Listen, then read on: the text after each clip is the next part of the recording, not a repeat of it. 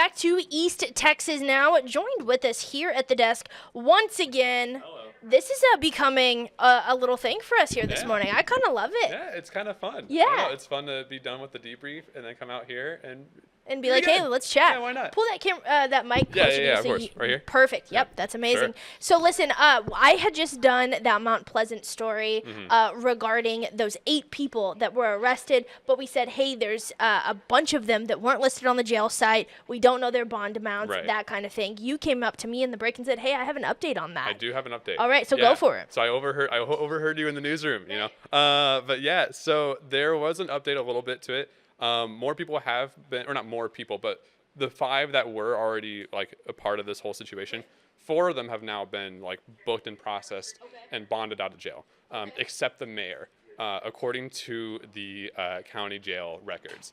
We don't so know we're showing the mugshots here right now. So it looks like then Sherry Sprill, the council member, former council member Galen Adams, Henry Chappell, and Ed Thatcher have all already bonded out, is what you're saying. Correct. Yeah. Okay. And so Edward Thatcher was in January, end of January. He was like the initial person, right? But Sherry and Galen and Henry, all 3 of them have now been through Titus County Jail, booked, processed, and bonded out. Okay. And what's interesting is that originally the bond amounts were redacted, but they have now been unredacted. Wow. And so the amount that Sherry was bonded out for was around $15,000, and then for Galen Adams and Henry Chappell, both $25,000. Wow. Yeah. Okay. Yeah, that is interesting that they're different. There's different bond amounts then for each person, which leads us to believe that some are more complicit in charges than others, right? Okay. Tracy Craig, the mayor, we just don't have that information, or he hasn't bonded out yet. So we've reached out to him yesterday. Okay.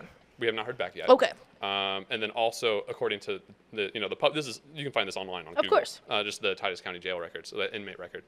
He hasn't showed up yet. Okay. So we're still trying to figure out, is he still doing mayoral duties during this time? Is he going to be booked in process at any point? What's that looking like? Again, we reached out to him yesterday in the morning. Have not heard back yet. Interesting. Well, this is a ever-developing story, as you guys can tell. Marshall, thanks for coming on and giving us the latest information there. That was really interesting. Yeah, of course. All righty, guys. We're going to